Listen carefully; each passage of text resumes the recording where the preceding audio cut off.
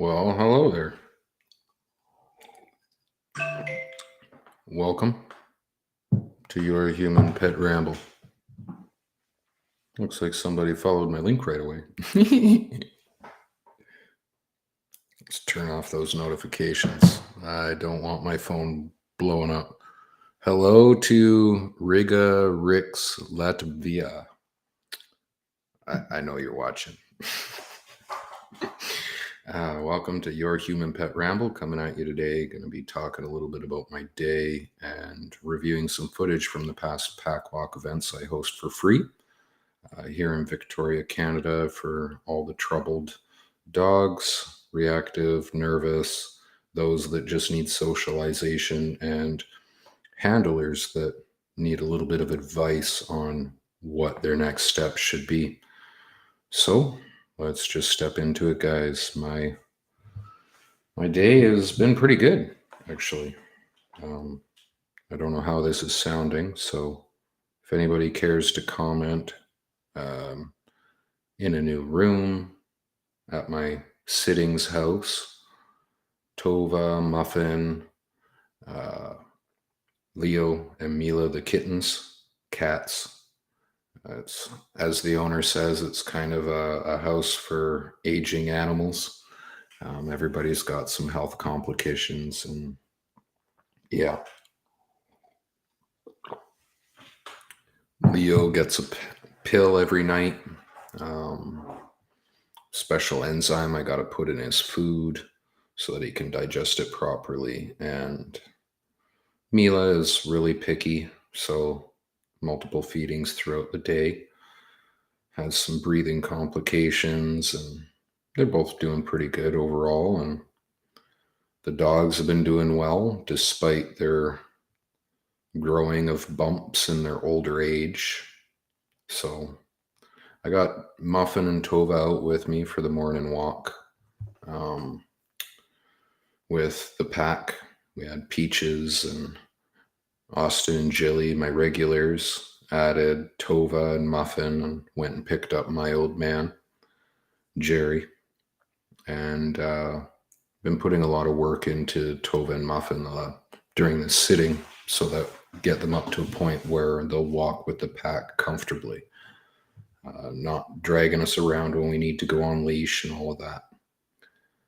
So starting off, we start on leash, and as behavior kind of comes together, we let them off leash. And I've been finding I have to keep, like, I keep Austin and Jilly tethered. They're from the same house. It helps manage their behaviors. Jilly likes to take off. Austin is aggressive. They do the opposite thing of each other. Jilly runs away when Austin's aggressive, and Austin tries to come to me when Jilly tries to take off. So they balance each other. And it's the same for Muffin and Tova. Tova generally will join in when everybody's leashed and they are trying to misbehave. She'll join in the barking. But if they are tethered together and not actually leashed to me, they work out their own behavior, so they balance each other out in that way, where every time Tova wishes to try run ahead, usually Muffy is wanting to stop, and vice versa. When Muffy's wanting to go be aggressive and a little too much to the dog she's going towards, Tova will tend to pull and come try check in with me. So it allowed for that first walk to be really one of the best ones we've had since the sitting started. Adding them into my pack went quite well. Um, we we ventured off into Elk Lake. No, wait, this morning we didn't make it that far. That was yesterday. Pardon me. Today we went into Macaulay Park. Did the D&D field, a couple loops around, a quick loop through the park, and off we went. The D&D field is great off leash, but generally it's a matter of maintaining everybody's boundaries. And the one thing I had to work on today with the pack was trying to get Peaches not to instigate too much play with Tova as she was still tethered to Muffy. So it one of my regulars ended up being the puppy of the pack as she used to be. Uh, can't be too upset with that. After that, we headed off and took out the big boys, Kai and Frankie. Uh, they they are a handful, to say the least. Get them out at my house, dragging Peaches along for a second walk today. She gets a bit of an extra amount of handling to try bring her into focus. Um, she really needs like 2 3 hours of actual fast twitch energy burning to calm down and be receptive for training. So when I take her out for the second walk with the pack, the hopes is when she gets home she'll be receptive for the family to put the work in. And out with the big boys, she was really getting pushed around. It was I wasn't really pleased with that one. That was the second walk today was a little bit much. I had to keep cycling the boys on and off leash as they would try like sort of team up on Peaches. Peaches always instigates the play, so you can't really blame her. And at the same time, or you can't really blame the boys because she keeps instigating it, but the boys always go past the threshold of what Peaches is comfortable with, and she doesn't want to be dominated. So regularly having to intervene, lots of taking space, and then telling the boys like a firm no, getting them into a sit, getting them back on leash, and then walking for a bit, rinse and repeat, take them back off leash, let them have some fun, start seeing they're getting a little bit too agitated, and hopefully intervene before they start doubling up on her and wanting to try dominate her while she's just trying to run and have fun and being sort of cheeky. Yeah, it was okay by the end. The boys burn out after about 45 minutes and fall into line, so I'm always able to end on a good note, but it's that first bit having to remind them, don't be jerks. We're all friends. Going on, managed to get 4 walks in today in total. Stopped in with Yumby, took Yumby out for a single walk instead of bringing her with the boys earlier. And then after that, we went on to Bingo, who seems to be having a little bit of a relapse in his behaviors with all the stress that's going on at home. Family has a lot going on, so this week I've been hired to do walks every day of the week. And rather than taking both dogs out, I kind of made the executive decision, one dog, and I'll put some training work into Bingo. So with Bingo, we've been working on mostly loose leash walking, kind of square one, not pulling, not being triggered by things, ignoring the dogs we pass. It, yeah, it's kind of upsetting to see one of the dogs that you handle regularly have kind of like a relapse in behavior, but he is at about that age where they go through, periods of fear periods. He's pretty young, 2 to 3. There's a fear period that's known for German Shepherds that if you're not consistent on your handling or they have a situation, it could very easily result in a relapse of behaviors. So I noticed Bingo doing his kind of snarling at a distance, which I really don't like. It makes it so I don't feel confident socializing him quite yet until I get his loose leash under control. And then from there, being able to get the engagement when we're going past people again, because I can't get enough engagement from him to look away from what he's worried about. And, it's no fault of the family at all. I think it's relative to the terrible timing of his terrible twos coming back in. And finishing off the night with with Muffy and Tova walk, feeding the kitties. It's actually a really good day. I feel good about it. Been working my ass off getting my webpage together, and it finally has been kind of working with the help of Educator. Big shout out, you guys. Really, I wouldn't have a functional page if it wasn't for you guys, and it looks awesome. Having it so it actually functions the way it's supposed to means I haven't needed to focus on all the strange, random BS that I was getting caught up in. Details, technology, it just does not agree with me anymore. Used to be able to master it. Now it's not my cup of tea. Much rather spend the time with the dogs. So having you guys able to get my pet web page up and running was awesome. And yeah, it means all that time I'm able to recover throughout the day. I get to actually sit down at my end of the day and contemplate. So first time in about 2 months that I've had the time to actually think about what I would want to say on a live stream, never mind actually sit down and appropriately do one. So thank you guys for stopping in. I've seen a couple viewers. Not really too worried about catching y'all on the live. It's more about me eliminating the editing process. So I'm happy if you guys catch it on the replay. Leave comments. I'll do my best to try and engage and answer any questions in future videos, call outs, shout outs, that sort of jazz. Now let's move into what you guys would most likely be wanting to see. It's the pack adventure. I know me rambling is enough to drive all of you away. So sadly, it's not going to play any audio for us, but you'll get an idea through the video clips what's going on, and I'll kind of elaborate. So you got an idea. I got my buddy John right here. There's John.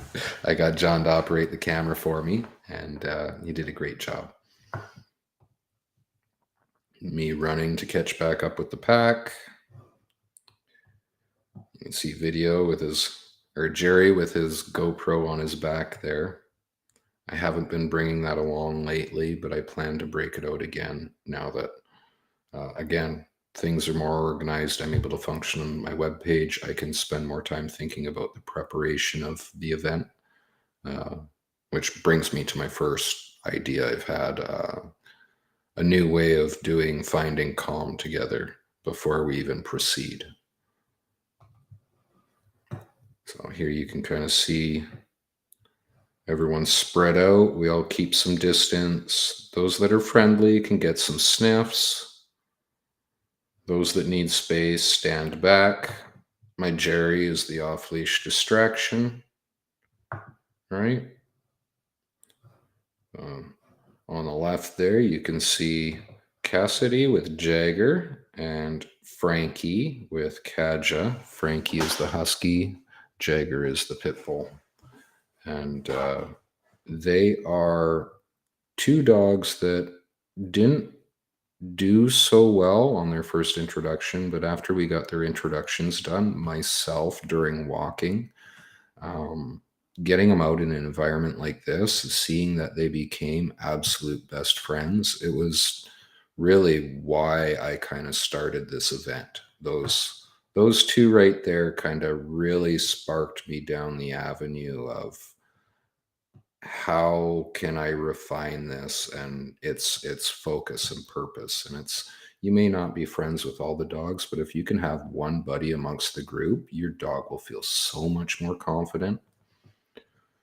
So it is revolutionary for everybody that showed up. You can see we try walk together, keeping distance so we don't trigger each other. And if anybody has reactive moments, everybody's aware and they act appropriately. So if your dog becomes reactive because we got too close, we'll try back up instead of forcing you off the path kind of idea. And, you would never believe it, but at the beginning, when all these dogs showed up, we're all pretty vocal for about 10 minutes or so.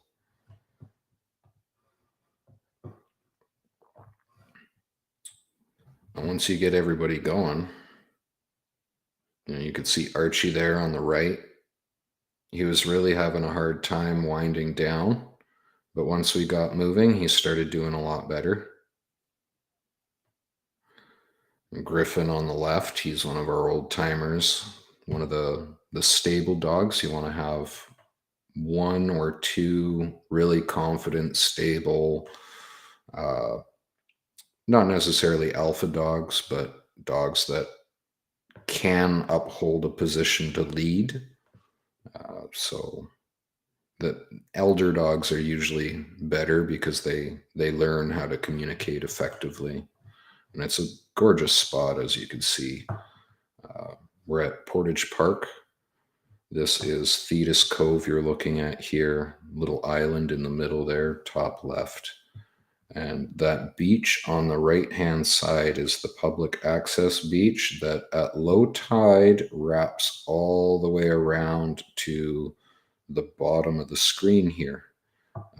But it's pretty mucky.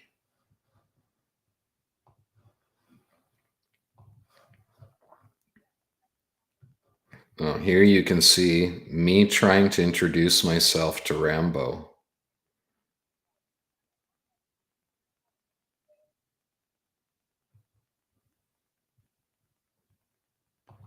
So I took off me at the front there without anything attached to me, Jerry at my side. I'm beside Rambo, and I took off my shades and my hat because I was trying to see whether or not anything I was wearing was triggering for Rambo.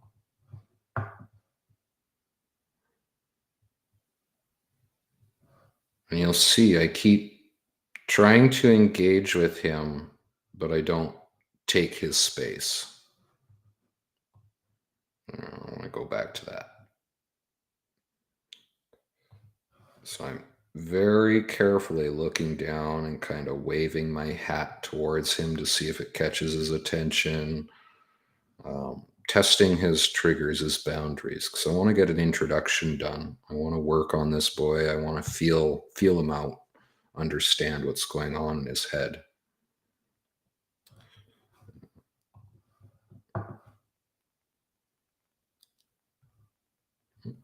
And you could see that lady had two dogs. She was actually someone we invited to join us that was walking by.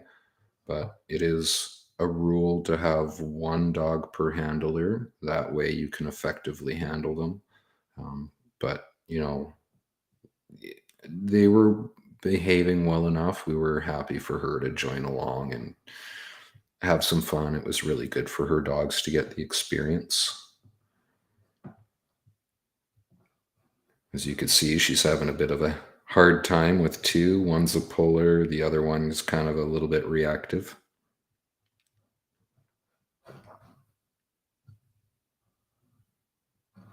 Timbit there on the right, doing really well.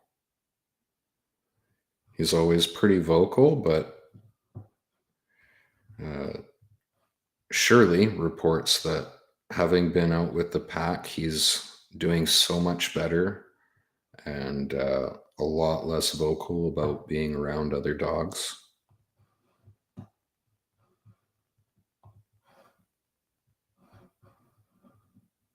So here I'm kind of giving a little stop and lesson, talking about introduction of things.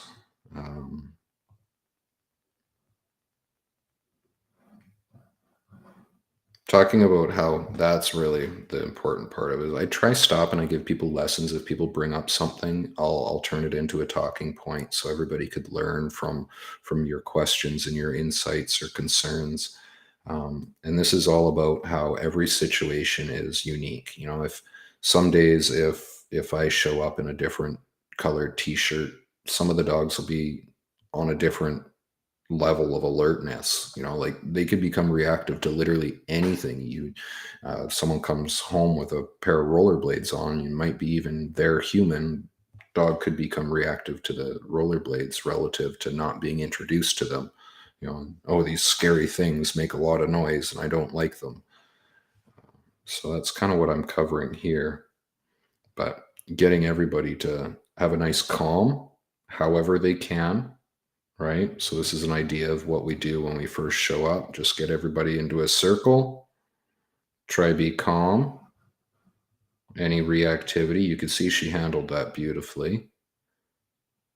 So if you want to watch what happened there, what happened there? She pet him. See? There you go. There's a review. What happened? She pet him to reassure, and then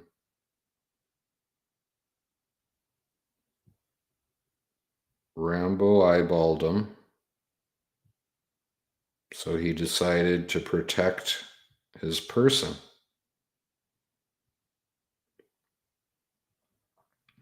So what is he really doing? He's not protecting his person. He's guarding his resource. What resource? That one. That's the resource he's guarding. Top dead center. I'm talking about Archie there, the Doberman. I can't really show you my mouse pointer, but I know you could see what I'm doing. He is being pet and looking away, right? Rambo just shook off his energy. That was good, right?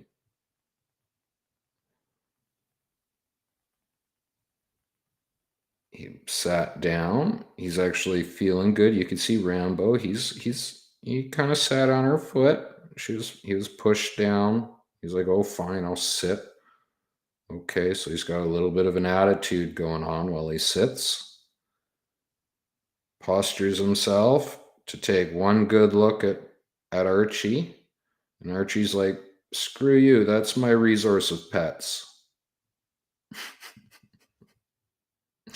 But she handled that perfectly, right? So even though that's why what he's doing, what's happening, in my opinion, she handled that perfectly. As soon as he went out, she's like, "Whoa," she stood up. Okay, pressure up and back, step, step, turn. Perfect. Right? Let him right out of it. Got a couple barks, over and done with. He's standing there doing his thing. But now Rambo here in the front, looking back at him, he's still trying to instigate. He's like, "Oh yeah, you got rooked." uh, you know, oh, Rambo's a bit of a turkey. We've learned that over our time. This is back in May, so I've had lots of walks with Rambo since, and he has proven to be an instigator.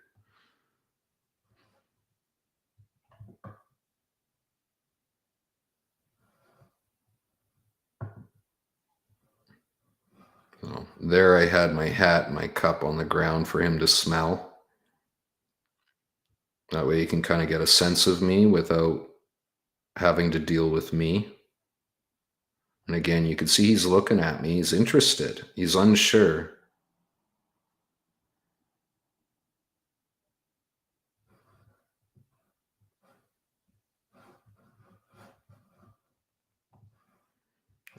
This is us just heading over to go find our next spot. We're all walking real good in a line. I was really impressed with this part. Everybody clicked in pretty good. All right. So I think the calm directly beforehand really helped. Even even the one correction with Archie having a moment didn't instigate any excitement amongst the pack. Everybody fell right back into line. They're like, oh, that's over with. Okay, let's go. And then venturing to go find the trails, which is the next important part I want to talk about. Hi.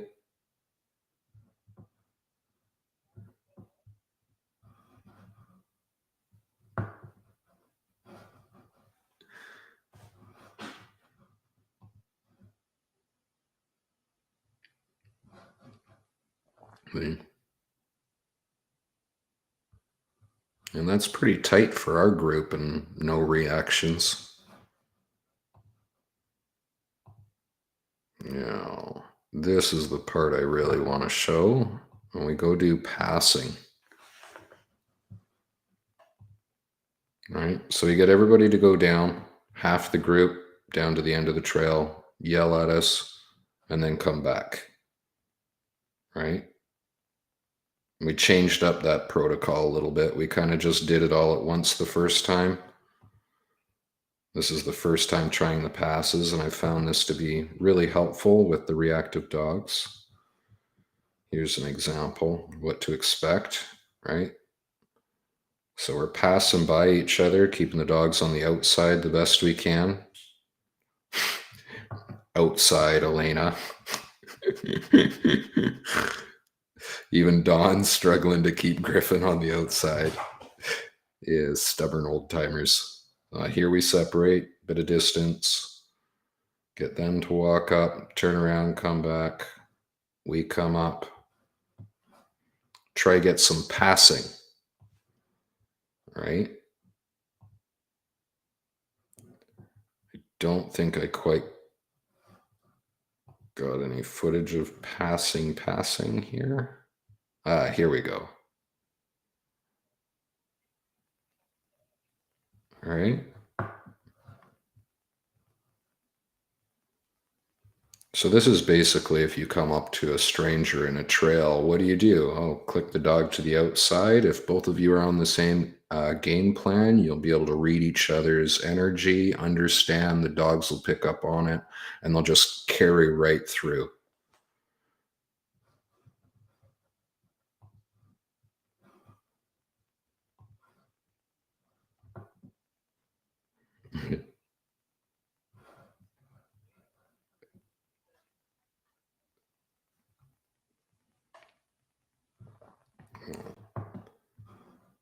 That was a example of the passing. You know, getting out of the way of distractions. So the idea is with the passing, we come on head on and pass each other. And that allows us to build on real world difficulties that most people are faced with. It's all real world skill building at the event.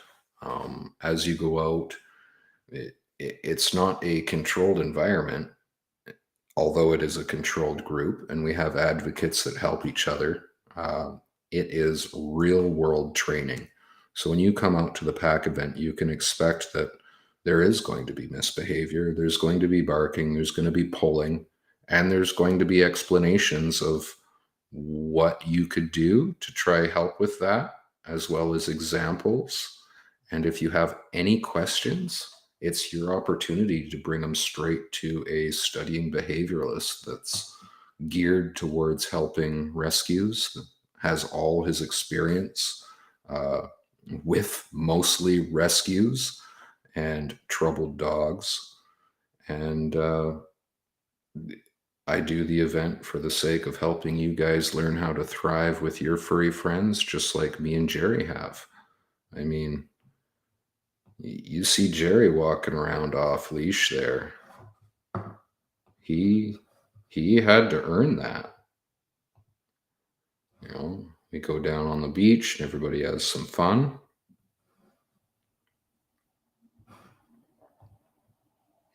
Those that are acceptable off leash could have their time. Timbit's one of the few. Griffin will get some off leash time now and again.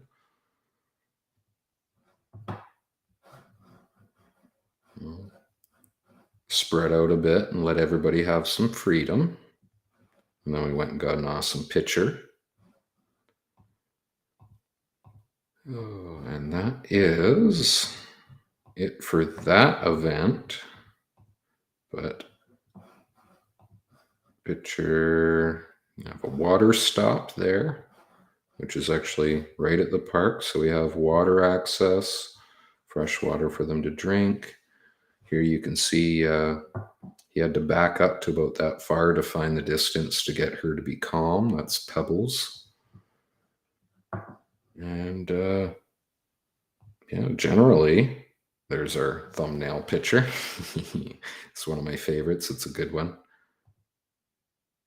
Picture of John looking at his phone.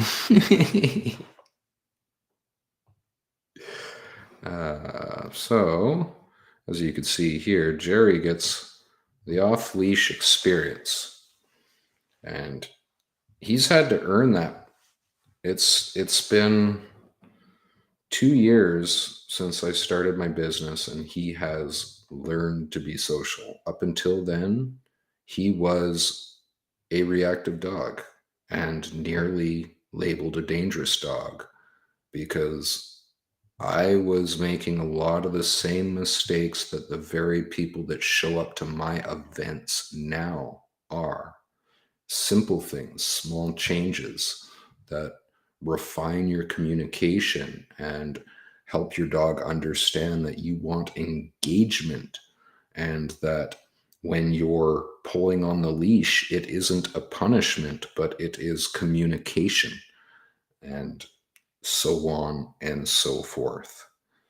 And fundamentally, he taught me that everything is on his terms. Now his terms dictate terms for the pack.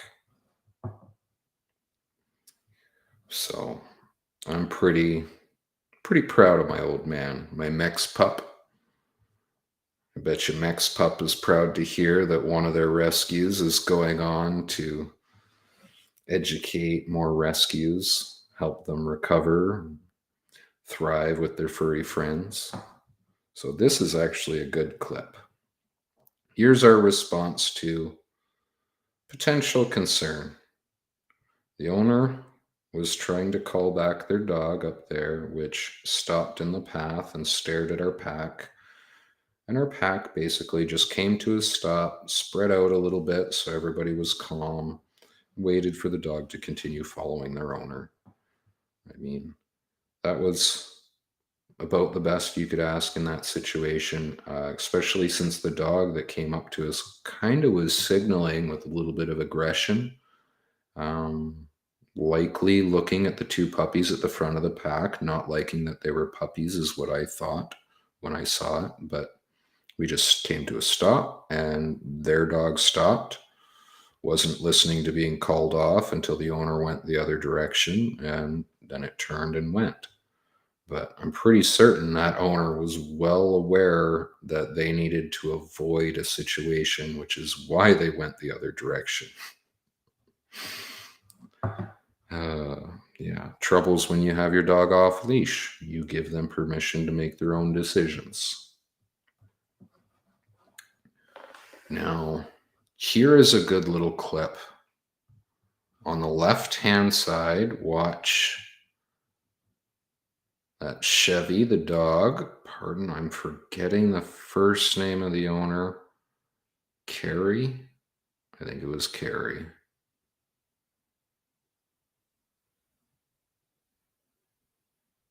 Or Cheryl.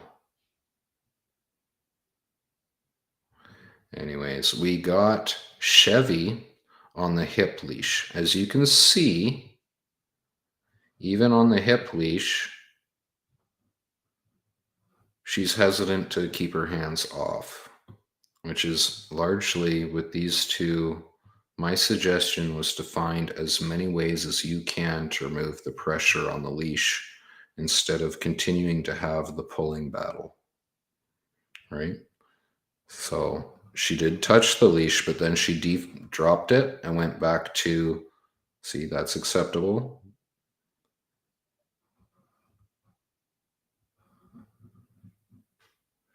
So up until we got Chevy on the waist leash there, she was constantly pulling any one direction.